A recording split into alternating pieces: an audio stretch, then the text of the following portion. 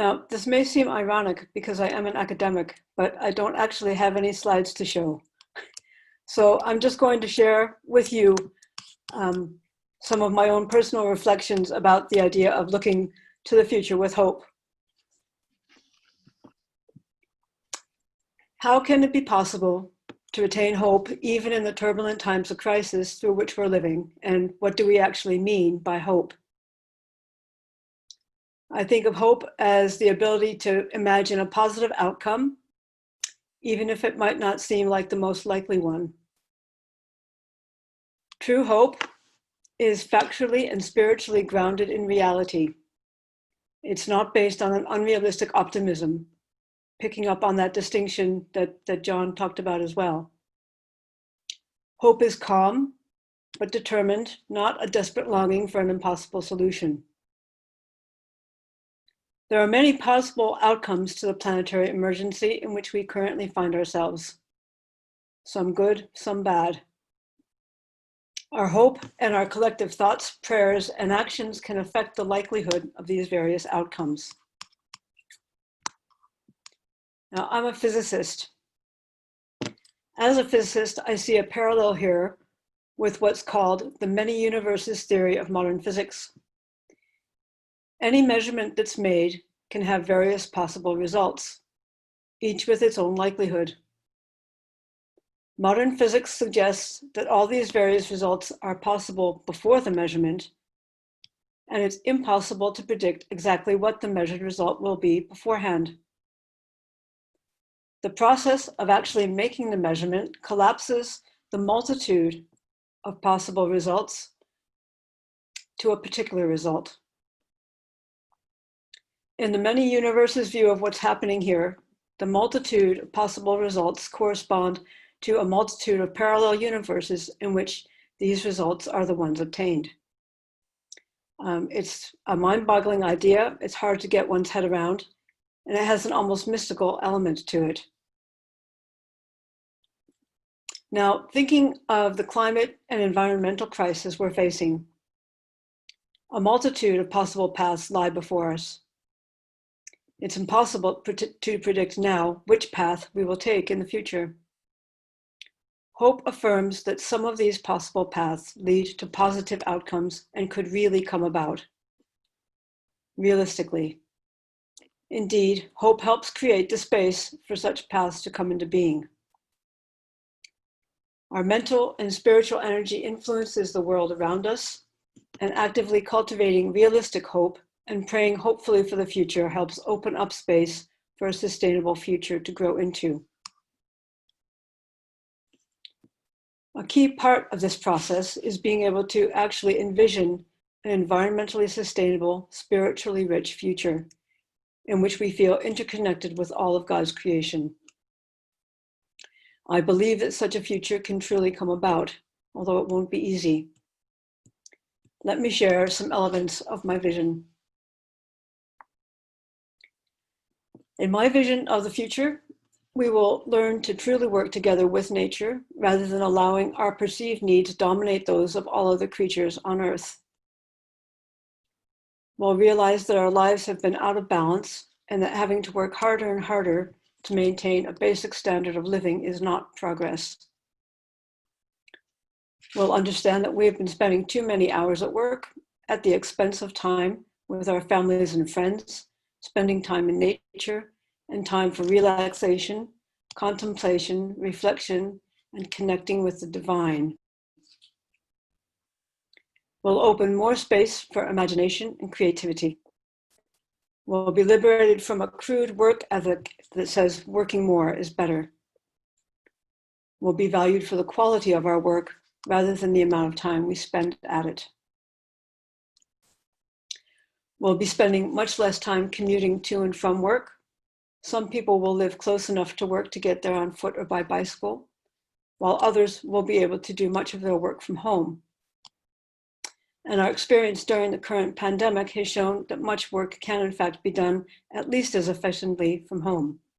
So this seems a much more realistic possibility than it once might have. Over the past 6 months or so, we've seen the role that can be played by technology that enables people at multiple locations to communicate together, such as the Zoom platform that we're using now. We will use such technology to reduce unnecessary and time-consuming travel and also to promote inclusivity.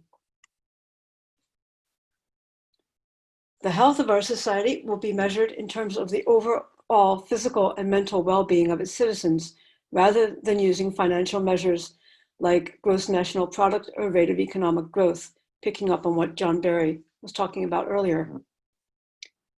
I think, in fact, the idea of measuring the health of a society based on economic growth, other than for some limited time, will seem ridiculous. After all, clearly nothing can keep growing forever. We'll live in a post-growth economy, which will offer us a stable and sustainable economic system that promotes the physical and mental health of its citizens much more effectively than our current growth-driven system. In my vision, our society will also be much less unequal. This may seem like it's not particularly related to the question of sustainability, but it's actually a key element to promoting the health, balance, and sustainability of our society. It's been shown by Richard Wilkinson and Kate Pickett in their book, The Spirit Level, that the level of inequality in a society is a key factor determining the severity of a very wide range of social problems, such as drug use, teen pregnancy, racism, crime rates, poverty, and many others. Inequality is also correlated with diverse health issues, such as rates of physical illnesses, mental health problems, obesity, infant mortality, and life expectancy. We've seen the devastating effect that inequality has had worldwide in amplifying the impact of the COVID-19 pandemic.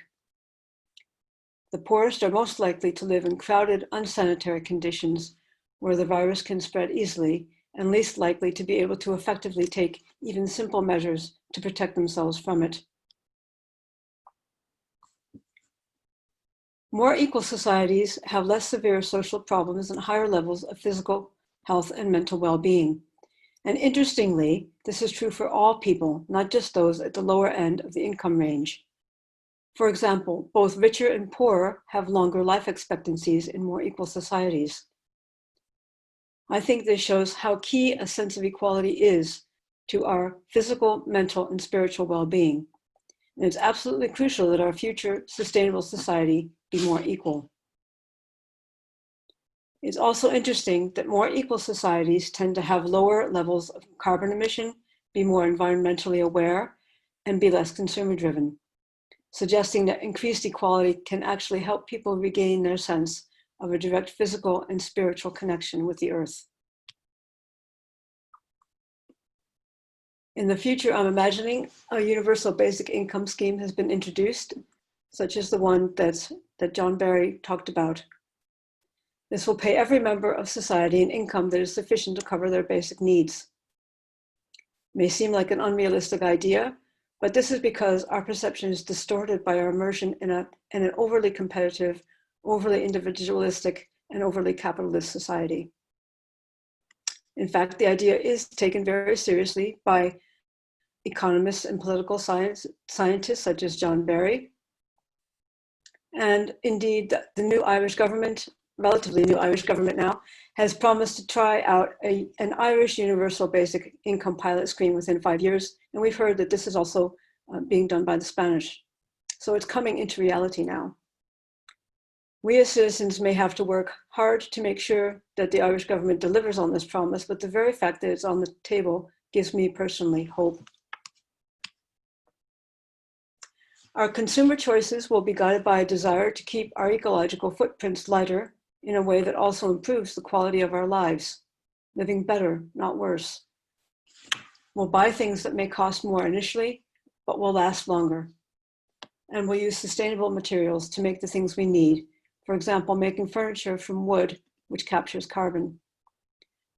We'll insist that environmentally friendly alternatives to plastic be found, and this will also be driven by the rise in the cost of making plastic that comes about as the fossil fuel energy is ramped down. We'll eat mostly locally and naturally grown food. We'll be more in touch with the natural rhythm of the seasons, not feeling the need to have every type of food available all year round, understanding that local food that is in season is the most delicious. Many of us will have some space for a garden, even if it's only a square foot garden, to help keep us connected to the soil that sustains us. We'll live more simply, but no less richly. Our energy will come from renewable sources: solar, wind, water, tidal, geothermal. We'll also be leading lifestyles that require us to use less energy. Our homes will be designed to be energy efficient and to passively keep us comfortably cool in summer and warm in winter. We'll live in neighborhoods designed so that most shops, schools, and other public amenities are within walking or bicycling distance, so that we usually don't need to use a car to do our errands. The extra exercise we get will help keep us physically fit and mentally alert. We'll also know our neighbors better because we're all out and about more on foot, making our communities stronger. There will be fewer cars on the road, and those that there are will be electric. We'll use well-connected public transport, also electric. This will have a transformative effect on our urban areas. Less congested streets, much less vehicle noise, and much cleaner air. We've had a glimpse of the positive effect that having fewer and only electric vehicles will have on our cities through our experience with lockdown. Only once we had fewer petrol and diesel vehicles on the roads did it become clear just how much noise and air pollution they were creating. Now, the rapidity with which we became reaccustomed to higher levels of traffic once lockdown conditions were eased shows how easy it is to stay with the status quo.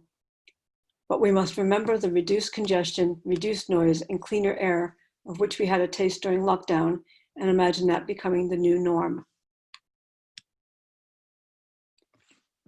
We'll travel by airplane much less, and flying will be much more expensive. This means seeing friends and family who live far away in person less often, and will make use of platforms such as Zoom to keep in touch. Most professional conferences will also be held remotely. Although at first we may feel sad about this, we'll ultimately feel the change has been beneficial, and instead feel sad that we were so irresponsible with our long-distance travel for so long. Perhaps once every few years, we'll make a long trip to a distant part of the globe, taking time to travel on the surface. We'll be entitled to extra time off work once every, say, 4 years in order to make such a trip.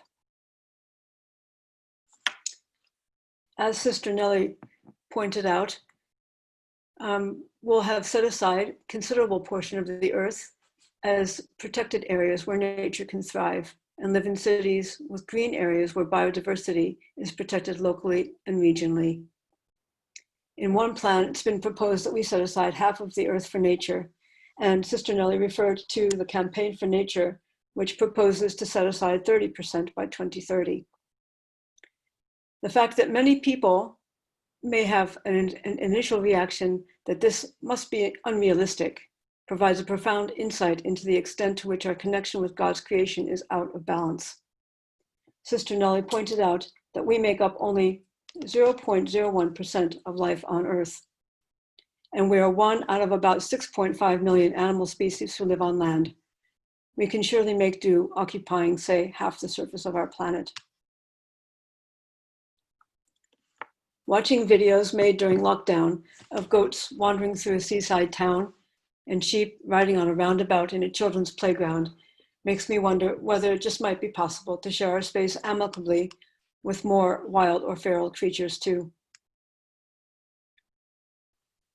In my sustainable future, the Earth will be a more peaceful place.